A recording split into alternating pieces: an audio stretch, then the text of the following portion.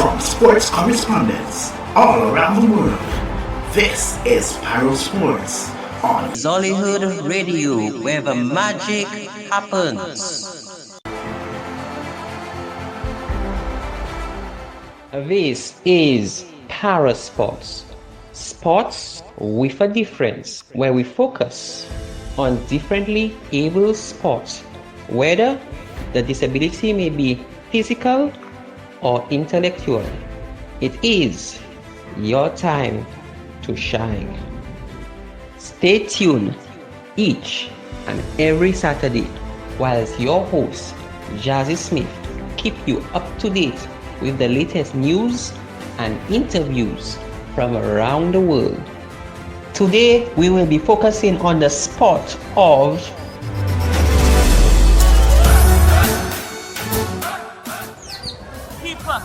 Keeper. You ready? Yeah.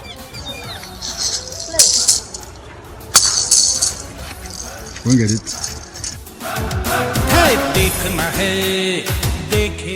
This was a short demonstration of the game blind cricket by some of the Solution blind cricketers. Shout out to my team. We will come back to this audio at a later date when we go into the rules and how the game is played. But for now, we take you to melancholic B1 from South Africa to bowl the first ball.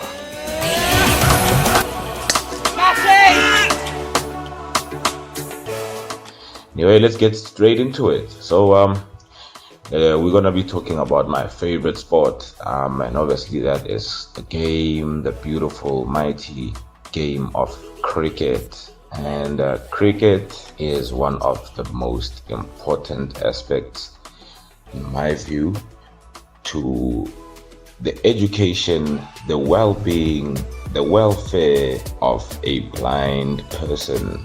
Yes, a blind person, and I will leave it exclusively at that, deliberately so, because blind cricket is a sport that is still seen an amateur sport in the world. It is a sport that hasn't gotten the recognition that is due to it.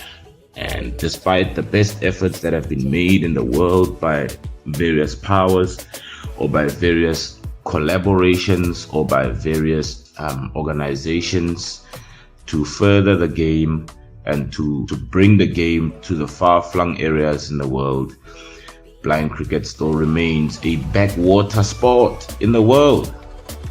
I do not understand why, but I hope that time will eventually prove to help the situation along, because we've got stats that have come out from the WHO that suggests that in the near future a lot more people will have a visual impairment, some sort of a visual impairment. Therefore, then, does it then not make sense to bring the sport up to a professional status, isn't it? So that once people have lost their vision, they are still then able to continue using their talent to play the sport. They are able to continue to play and make a career, either by playing or by working in a related setting or field, obviously around the sport. Hope you guys have a fabulous day, and this is Melancholic signing out. Have a blessed day. In studio with me today is Gavin Gopi, one of our sports analysts. He is going to be providing in-depth detail about the sports of blind cricket and other sporting activities. So, Gavin, welcome. Thank you so much for having me, Jazzy Smith. So, Gavin, you heard in the overview where blind cricket is at currently and the challenges that blind cricket is facing in terms of being recognized as a full-fledged sport.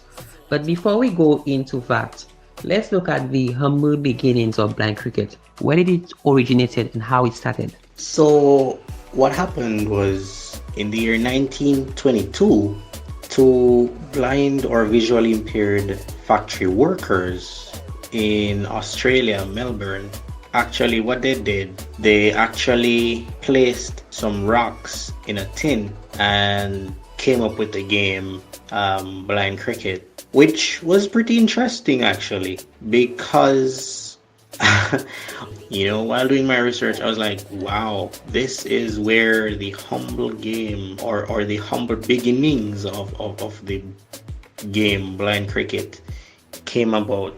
It was pretty interesting. Wow, I didn't know that, blind cricket, humble beginnings goes all the way back to 1922. I didn't know that either.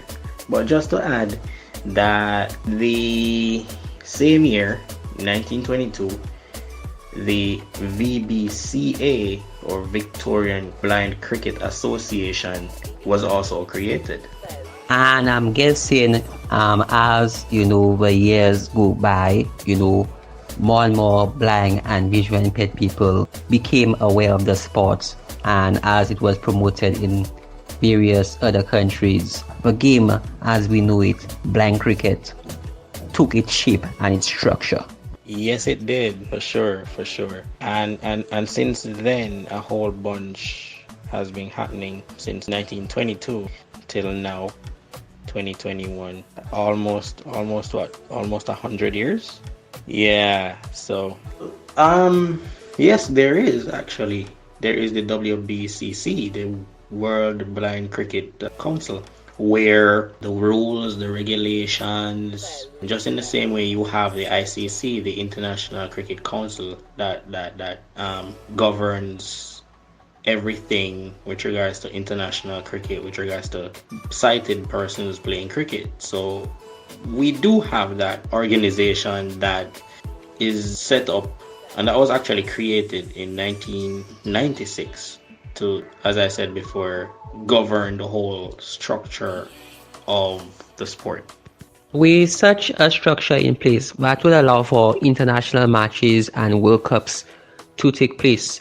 In conventional cricket, you have the ODI, which is the one-day international, the test matches, and the T20, which is the newest version or format of the game. Now, let's look at test matches. Test matches are the version of the game that relies on patience and working with your partner to build partnerships. So tell us, Gavin, when was the first international test match between blind cricketing nations?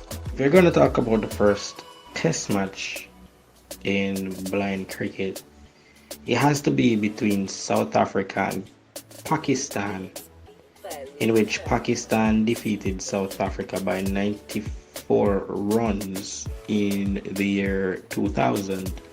This must have been an exciting and thrilling match to watch. I know when it comes to the one-day internationals, that's where the excitement and that's where the fun begins.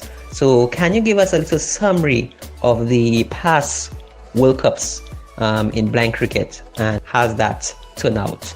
So starting from 1998, we saw where games were played, and these games were actually played 1998, 2006, 2014, and these games were actually won by South Africa, Pakistan, and these, if you're talking about the shorter games, this must be games where you had thrillers all around. So I'm guessing the shorter games are easily the most watched around the world. Not saying that persons don't watch test matches, which is a longer format of the game, but the shortest format of the games draw more crowds and more attention per se. This is a debate that we can have in another program as to comparing the different matches, whether it be test match, one day, 2020, the advantages and disadvantages, the pros and the cons, for players, spectators, that kind of a thing?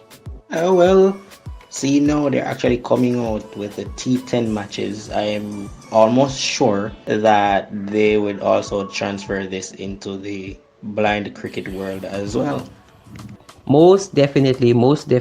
Before we wrap up, let's just go into the T20 and just give me a little summary on that. If you're gonna speak on World Cups here, 2020 World Cups with regards to visually impaired cricket, we have information on 2012 where India defeated Pakistan by 29 runs. And we also had information in 2017 as well, where India also won the World Cup. So we have a whole bunch of statistics. Well, I wouldn't say a whole bunch, but some stuff, because it is not as popular as the regular quote-unquote sighted cricket per se. So we have information, but I think we need to highlight this more in sport overall, because a lot of persons have no idea that because you're blind or visually impaired, you don't play sport. You do play sport, and cricket is one of them. Thank you, Gavin, for walking us through the game of blind cricket. I'm hoping that our listeners were able to have a better understanding as to what blind cricket is all about. This was Game, Set and Match. You're welcome. And I guess the next time we can speak about the whole fact of how the game is being played, what are the rules and regulations of the game, if that's okay with you when next we meet.